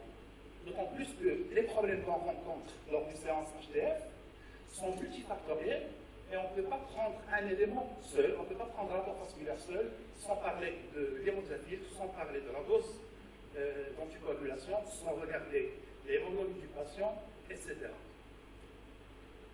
Ceci dit, le rapport vasculaire, par sa nature, il peut influencer la dose convective. Si on regarde les données observationnelles, ou plutôt un essai clinique, c'est un essai clinique portugais, dans 2 centres qui sont spécialisés en HDF, où les équipes sont entraînées à faire de l'HDF à haut volume. Sur 360 patients, quand on regarde le volume convectif global, 80% des patients atteignent les 23 litres ou plus. Et quand on regarde par sous-groupe, quand on regarde les patients avec une fistule, les patients avec un greffon protéique, ils sont à plus de 80% des patients avec un volume adéquat. Par contre, les patients qui ont un cathéter, l'hémodiafiltration peut être faite sur cathéter, mais il n'y a que 30% ou 33% des patients qui atteignent le volume suggéré. Ceci est dû pour 2 raisons. La première, bien sûr, en hémodiafiltration, si on utilise une fistule native, on peut atteindre des débits qui sont importants. 400-450 ml par minute. Pour les patients avec un greffon, aussi on peut atteindre chez eux des volumes importants. Par contre, les patients avec un cathéter temporaire ou permanent, les débits sont moindres. Et ce n'est pas tout. Il est important d'atteindre des volumes conséquents, mais surtout il faut les maintenir pendant très longtemps, sur plusieurs semaines, sur plusieurs mois. Et c'est la différence entre l'hémodiafiltration sur fistule et l'hémodiafiltration sur greffon prothétique. Le maintien des volumes importants n'est pas constant. Le fait d'atteindre des débits sanguins importants, c'est un phénomène capital pour atteindre une dose convective conséquente. Ceci dit, pendant une séance d'hémodialyse, mais surtout d'hémodiafiltration, et elle est établie depuis longtemps, on a une augmentation de l'hémoconcentration, une augmentation du taux de protéines tout au long de l'hémodiafiltre. Ce phénomène est majoré en hémodiafiltration post-dilutionnelle, car l'injection se fait après le dialyseur, et ce phénomène qui altère les performances du dialyseur, auquel s'ajoute un deuxième phénomène, c'est la formation d'une couche de protéines polarisées qui vient se fixer sur l'hémodiafiltre. Ce qu'on voit ici sur des coupes de scan. Cette deuxième membrane, en quelque sorte, va obstruer, va participer au fouling de la membrane et va altérer les performances de l'hémodiafiltre en comblant les pores. Et le fait d'avoir des débits sanguins élevés pendant les séances d'hémodiafiltration, elle permet entre autres d'éliminer cette turbulence, ce shear stress qui se dépose sur la membrane. Et le fait d'avoir une PTM qui atteint le plateau rapidement quand on a un débit faible, le fait d'augmenter les débits va éliminer en quelque sorte et balayer ces couches protéiques et permettra par la suite d'augmenter le débit d'ultrafiltration. Le fait de ne pas atteindre le débit adéquat lors d'une séance d'hémodiafiltration est multifactoriel. Donc plusieurs causes peuvent être impliquées. Des causes intrinsèques à l'avasculaire qui sont classiques, une fistule récente, une fistule avec un débit faible ou bien une sténose. Parfois, c'est une inadéquation de la prescription. L'utilisation d'aiguilles avec des gauges à 17 ou à 16, maintenues pendant très longtemps, ou bien un cathéter court ou avec un diamètre plus faible. Parfois, c'est des causes qui sont en rapport avec l'état du patient, un sujet âgé ou un état cardiaque précaire. Bien sûr, la prise en charge dépend de la cause. Quand la cause implique l'avasculaire, il faut toujours passer par l'exploration avec une consultation de chirurgie vasculaire, faire un Doppler obligatoirement.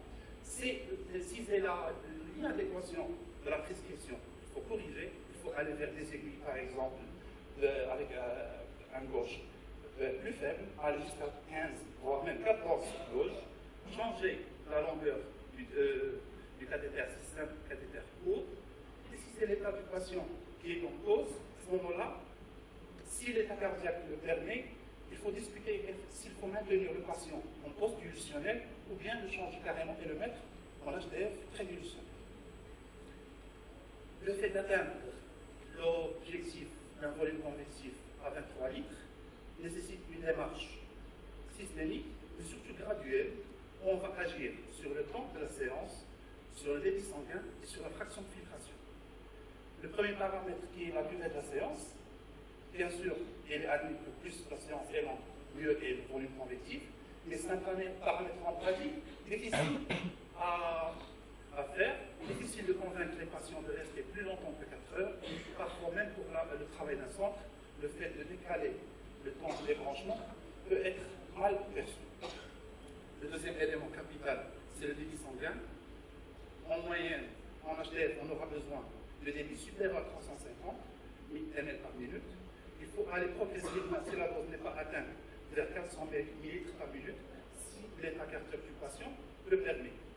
Il faut insister que mieux dialyser le patient sur fistule native et il faut obligatoirement faire un check-up complet et faire une évaluation du débit de fistule, comme ça a été dit par des orateurs précédents.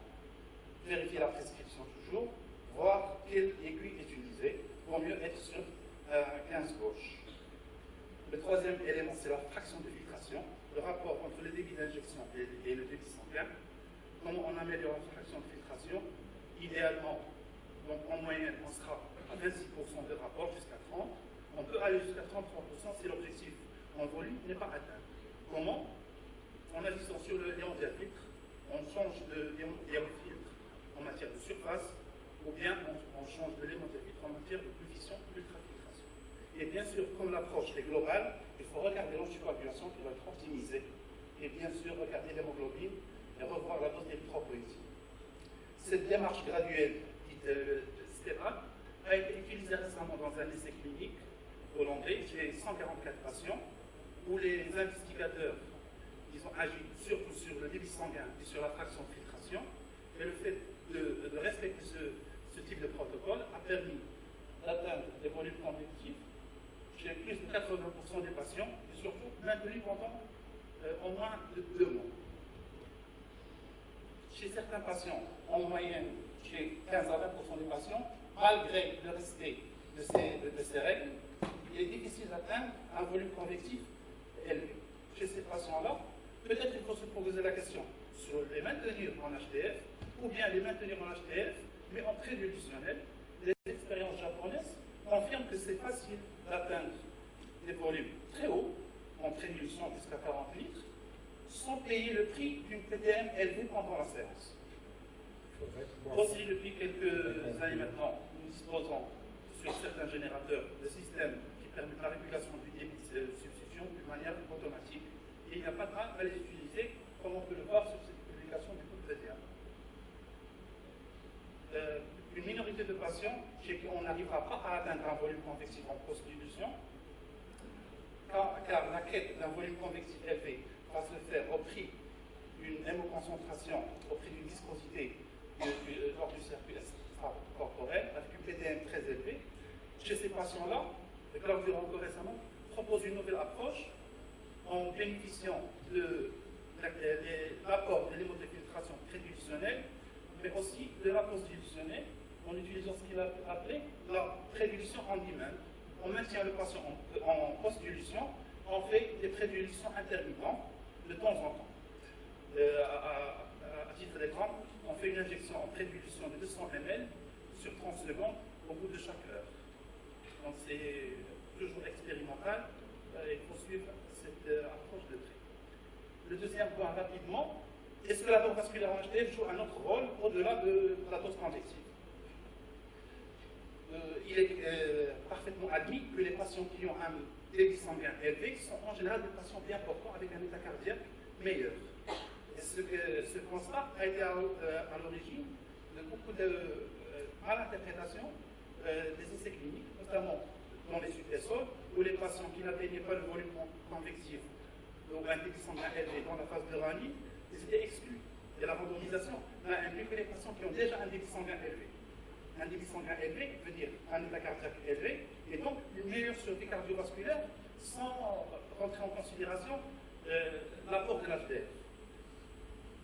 Le fait d'avoir ce facteur confondant qui est l'apport vasculaire et l'état cardiovasculaire peut être à l'origine d'une discordance lors de l'interprétation des résultats, ce qui pourrait même altérer. Il faut absolument conclure. Parce que... ce qui pourrait altérer la validité des résultats. Donc, les mêmes investigateurs ont quantifié ce risque, ce hazard ratio d'un facteur confondant non maîtrisé comme l'apport vasculaire, où il faut corriger un facteur de 0,5 des résultats de l'essai ESROL. Donc, et si ce facteur, ce biais touche plus de 6% de la population d'un essai clinique, le résultat peut être inversé. Pour conclure, dans le service, nous avons, quand on a eu le problème de la PTM-LV, nous avons arrêté pendant quelques semaines le temps de revoir la prescription, de revoir la formation de toute l'équipe. Nous avons repris sur de meilleures bases après quelques semaines, en allant de façon graduelle. Nous avons inclus dans la première phase 16 patients, majoritairement des femmes, chez qui on a pu atteindre des volumes convectifs adéquats et qu'on a pu maintenir pendant 6 mois. C'est un travail qui a été réalisé par 2 TESA que je salue aujourd'hui, Archidata et Baboura, qui ont permis d'interpréter, de collecter les résultats et de faire un travail pendant 6 mois. Donc avec 2 thèses qui ont été soutenues à Rabat et à Marrakech.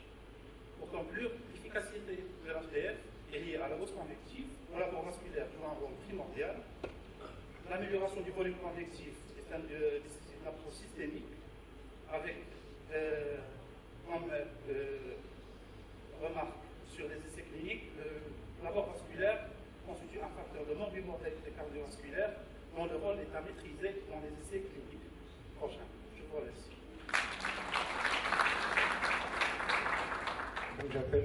dernière partie de cette session.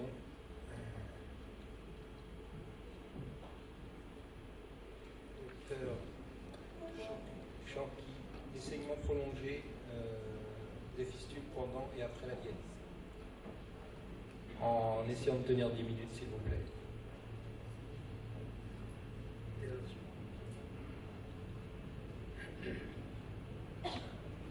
Bonjour, et Hachem m'avoir invité. Je suis content d'être de retour au Maroc après. Je suis néphrologue en France depuis maintenant plus de 30 ans. Et j'ai développé pas mal de dispositifs pour aider à régler ces problèmes de saignement. Alors vous savez, quand vous avez le saignement en cours de dialyse, ça peut être tout simplement. Excusez-moi, il n'y a pas de. Ça peut être tout simplement un saignement autour de l'aiguille, comme ça peut être des fois un saignement qui est caché justement par les adhésifs. Vous voyez bien dans cette image-là, la seconde, on a enlevé les adhésifs. On s'est rendu compte qu'effectivement, ça saignait au niveau de la veine. Apparemment, on ne savait pas si c'était la veine, ce qu'on appelle la veine faite, je rappelle quand même, parce qu'il y a certaines personnes qui ne savent pas qu'on appelle veine l'aiguille qui permet de repasser le sang une fois que réinjecter le sang une fois qu'il a été filtré. Et artère, c'est l'aiguille qui permet. Et artère, pardon. Et artère, c'est l'aiguille qui permet d'amener le sang dans la machine pour le dialyser.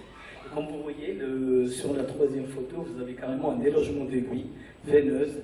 Alors le problème de ces délogements d'aiguilles veineuses, c'est qu'il n'y a aucune étude prospective et ça peut être dangereux. Pourquoi? Parce que vous allez avoir du sang qui va passer par le rein, ensuite il ne va pas être réinjecté au patient, il va aller directement sur le sol et le patient peut mourir d'hémorragie. En réalité, pourquoi est-ce qu'il n'y a pas d'alarme sur les machines?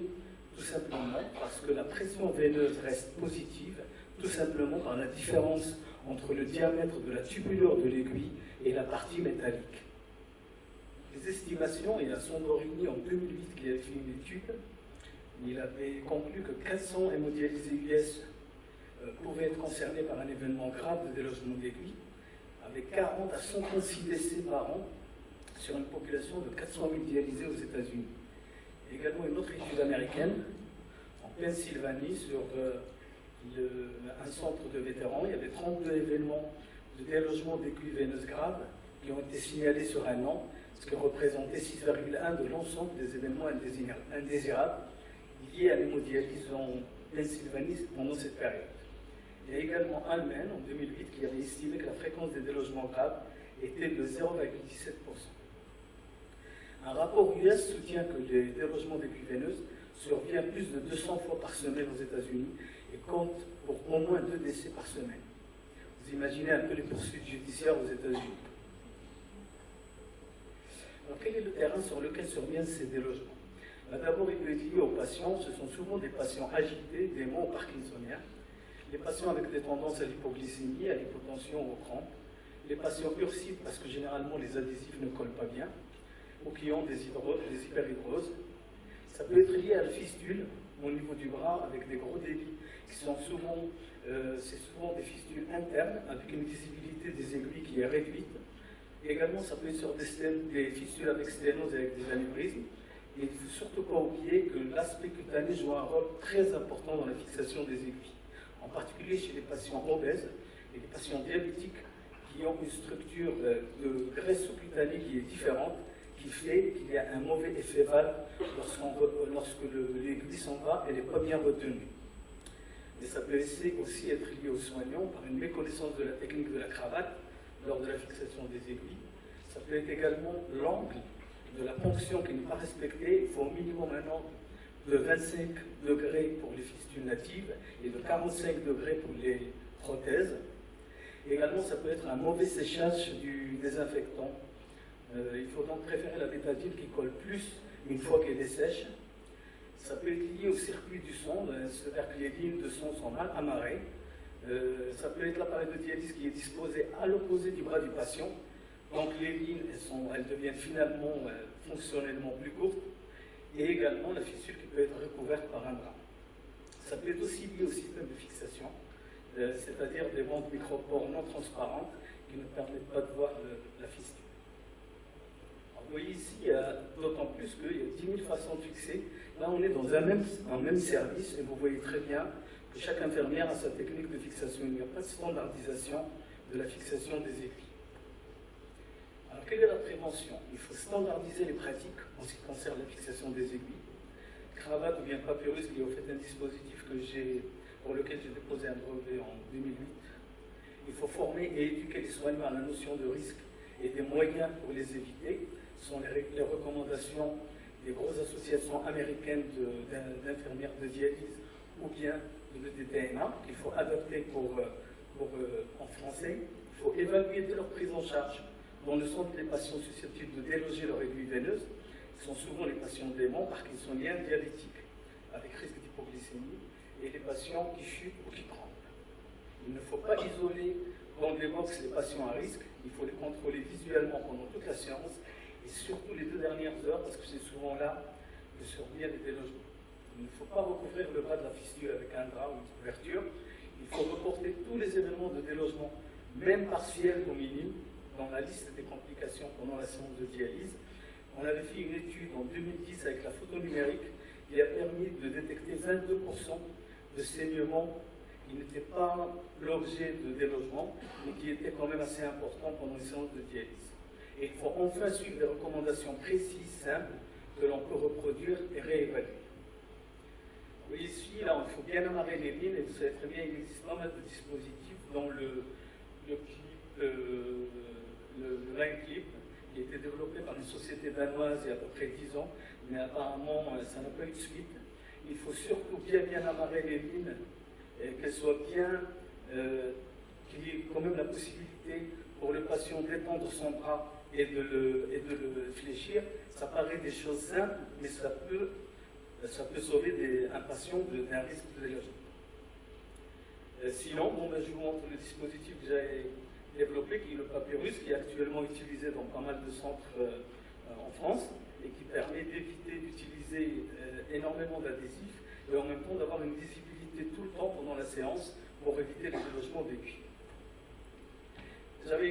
Il existe aussi des systèmes d'alerte pour éviter que une fois que l'aiguille s'est délogée, la plupart des systèmes d'alerte au fait reconnaissent l'humidité qui est liée au sang et donc c'est un peu comme les alarmes de l'urésie et qui ont été adoptées pour les fistules.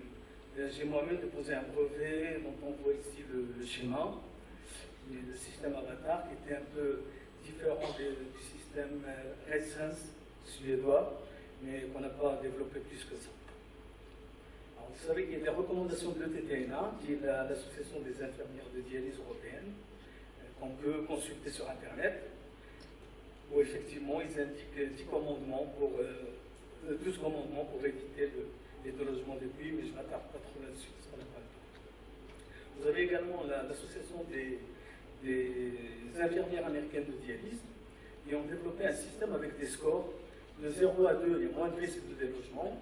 De 3 à 4, le patient risque de délogement. Et de 5 à 8, là, vraiment, c'est un risque qui est très important. Et ils considèrent qu'à ce moment-là, il faut bien surveiller le patient.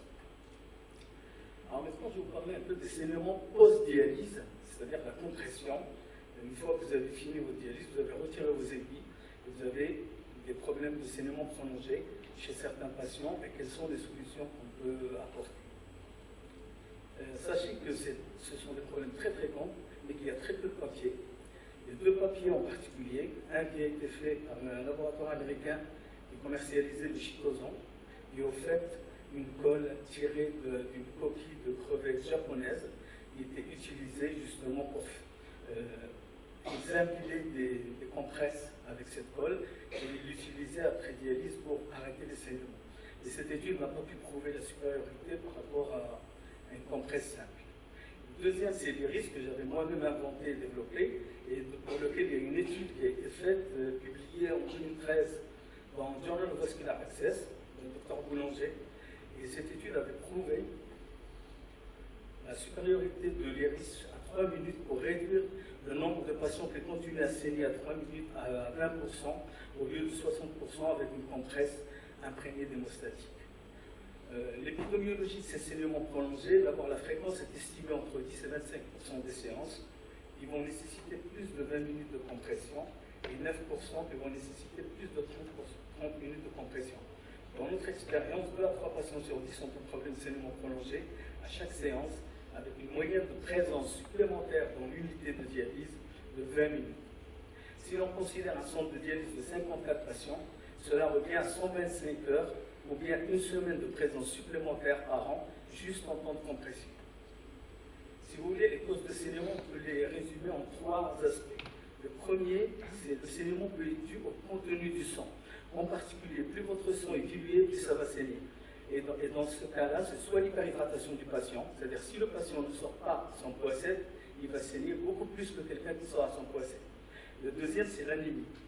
Pourquoi? Parce que l'anémie va augmenter la quantité d'eau dans le sang et réduire la quantité de globules rouges. D'autant plus que dans l'anémie, il y a une inversion dans la circulation sanguine. Normalement, on a les plaquettes à la périphérie et les hématies au centre. Quand il y a une anémie, il y a une inversion. Les plaquettes sont plus profondes, donc elles mettent plus de temps pour arriver à la paroi lorsqu'il y a une effraction, une brèche au niveau de la paroi veineuse. Les stents peuvent favoriser les sténoses, et ça révolte un petit peu les radiologues, mais c'est la vérité, tout simplement parce que ça réduit le diamètre du vaisseau. Mais surtout, la peau va jouer également un rôle très important, et en particulier les adipocytes. Et j'ai vu que Gilbert ce matin a parlé justement des problèmes de graisse hospitalière. C'est très important. On a remarqué que les patients à qui on faisait des lipolyses saignaient plus longtemps parce que justement l'amas graisseux va jouer un rôle d'amortisseur de valve lorsqu'on retire l'aiguille pour venir refermer le point. Et dernière chose, normalement chez les personnes âgées, vous avez une disparition des fibres d'élastine et ça va également favoriser la mauvaise fermeture du point lorsqu'on enlève l'aiguille. Quels sont les moyens de compression actuellement utilisés? Les pinces ont été complètement abandonnées en France actuellement. Il reste bien sûr les bracelets, vous avez également les hémostatiques qui normalement sont censés gonfler au contact avec le sang, mais ça ne survient jamais de cette manière-là. En tout cas, même si ça gonfle par le sang, ça ne vient pas recomprimer la fistule. Et sinon, vous avez des risques qu'on avait développés à peu près 10 ans et qui, je vais vous expliquer un peu le mode de fonctionnement de ce pansement. Sinon, aucune étude sur l'efficacité des produits hémostatiques n'a été réalisée et souvent, on ne corrige pas le taux de ressaignement des patients parce que souvent, ils arrêtent de saigner par exemple en 2-3 minutes, mais ils vont ressaigner avant de repartir chez eux. Et ça, c'est 30% des patients sous coagulant par exemple, sous alginate. Ça, c'est l'étude de l'iris. Au fait, l'iris, c'est un adhésif micro-perforé transparent qu'on vient coller directement sur le point de fonction. Par-dessus, on met une compresse qui vient absorber le sang à travers les micro-perforations. Il n'y a absolument aucun hémostatique dessus. Sur le plan chimique, c'est purement physique, c'est vraiment de la rhéologie, de la physique qui fait qu'on a une tension de surface qui se crée au niveau du sang et c'est ça qui va transformer la colonne de sang en goutte à goutte. L'étude qui a été réalisée par Boulanger montre très bien sur la deuxième colonne. Ce qui est rouge, c'est l'artère, ce qu'on appelle l'artère, et ce qui est bleu, c'est la veine. Et vous voyez très bien qu'il y a une diminution du nombre de patients qui continuent à saigner à 3 minutes. L'iris a aussi eu un intérêt diagnostique, c'est-à-dire qu'il a permis de savoir, lorsque ça saigne longtemps, comprendre quel est le mécanisme du saignement. Et là, vous voyez par exemple ici, ça, cet effet-là de bulle que vous voyez ici, c'est lié directement à la fermeture de la valve au niveau d'une grosse veine qui va se répercuter sur la superficie de la peau. Ensuite, j'ai développé le pansement mosaïque dont je vous parlerai demain parce que là, on n'aura pas le temps. Simplement, sachez que là, vous avez un schéma qui est intéressant parce qu'il montre exactement ce qui se passe lorsqu'on utilise des micro-perforés comme l'iris ou comme le mosaïque au-dessus d'une fistule. Ça, c'est le mode d'emploi justement du mosaïque. Vous voyez très bien que c'est un carré qui est entouré par une mousse et à l'intérieur, il y a un micro-perforé. L'intérêt, c'est de vraiment bien fermer le point de tension au moment de la compression. Il y a eu 2 études avec ce pansement une versus Amgen, où elle démontre une diminution du temps de compression et une économie d'échelle pour les pharmaciens de 200 € par patient et par an. Et également la deuxième étude par l'association Calidial, où ils ont démontré une supériorité de mosaïque par rapport à Coalo. Ces 2 études ont été présentées comme poster, mais n'ont pas encore été publiées. simplement une affiche qu'on a mis en place pour les patients quand ils recèlent chez eux. De surélever le bras du côté de la fistule, d'appuyer sur la cicatrice et de se faire aider ensuite. Ce poster, on a également donné aux ambulanciers en cas de problème. Dernier né, justement, pour continuer à améliorer sur le plan du coût de ces dispositifs, j'ai développé un nouveau concept qui s'appelle le Miniris, qui au fait est vraiment peu coûteux par rapport à l'iris ou au mosaïque, mais repose sur le même principe, la micro-perforée avec une compresse absorbante. Donc, en conclusion, il y a une similarité de terrain et des causes entre les délogements et les saignements post-dialyse prolongés, et dans les deux cas, les causes sont multifactorielles, concernent l'organisation des unités et le choix des solutions pour résoudre les problèmes. Il est indispensable de mettre en place des recommandations. Je vous remercie. Très bien. Donc, nous sommes arrivés au terme de cette troisième session. Nous remercions tous les orateurs pour la qualité de leur présentation. Dans un souci d'économiser le temps, nous allons prendre une question par présentation et nous demandons aux orateurs de rester à côté pour répondre et apporter des éléments de réponse. Merci. Je suis juste à côté. Donc, moi, je voulais revenir sur le fait que chez un coronarien instable, donc vous préconisez, ça c'est vrai qu'on a tendance à préconiser d'abord de traiter l'atteinte coronaire, mais ce qui se passe après, c'est que c'est un patient qui recevra des anti-agrégants à cathère à des doses faramineuses, ce qui rendrait éventuellement la création d'un abord vasculaire et notamment une fistule artério-veineuse assez délicate. Je ne sais pas quelle est votre conduite. Et puis très rapidement, vous avez parlé tout à l'heure de fistule à haut débit et OAP. Y a-t-il un mécanisme commun, parce que c'est souvent le cœur droit qui est atteint? Comment une fistule à haut débit pourrait entraîner également un OAP? Alors, je vais essayer de répondre à ces deux questions. La deuxième question, quand j'ai parlé d'OAP, ça concerne les signes cliniques du syndrome de vol vasculaire chez les patients coronariens qui ont déjà eu un pontage aorto à partir d'une artère, souvent mammaire interne, en tout cas d'une artère thoracique. Et à ce moment-là, au cours de dialyse, où il y a un syndrome de vol, ça peut se manifester par de différentes façons, dont éventuellement un OAP flash parfois, dont des crises angineuses, dont des chutes de tension. Donc il faut y penser quand ça arrive que c'est un syndrome c'est lié à la fistule, d'abord et avant tout, souvent des fistules qui sont à hyperdébit. Alors la gestion du coronarien instable, à qui on va poser en urgence ou en semi-urgence un stent, donc il y aura ensuite des anti-agrégants.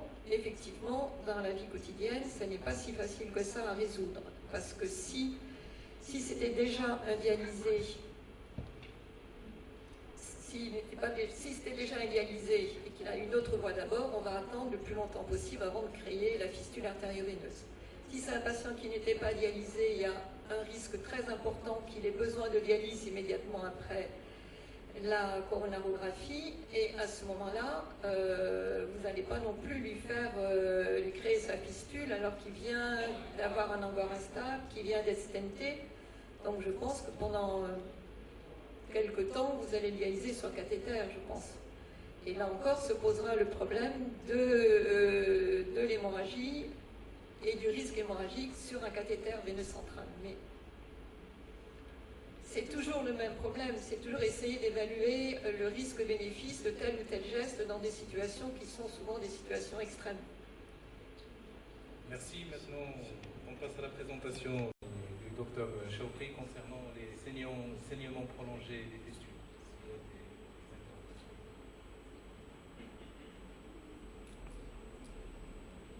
Voilà, je vous remercie tous. On va redécaler aussi la prochaine session à 17h15 si on est d'accord. Il faut aller voir nos exposants, nos sponsors, parce que sans eux il n'y aurait pas de congrès, donc ils sont à côté. Il faut aller leur dire bonjour, aller les voir, parce que sinon la prochaine fois ils ne nous aideront pas. Merci.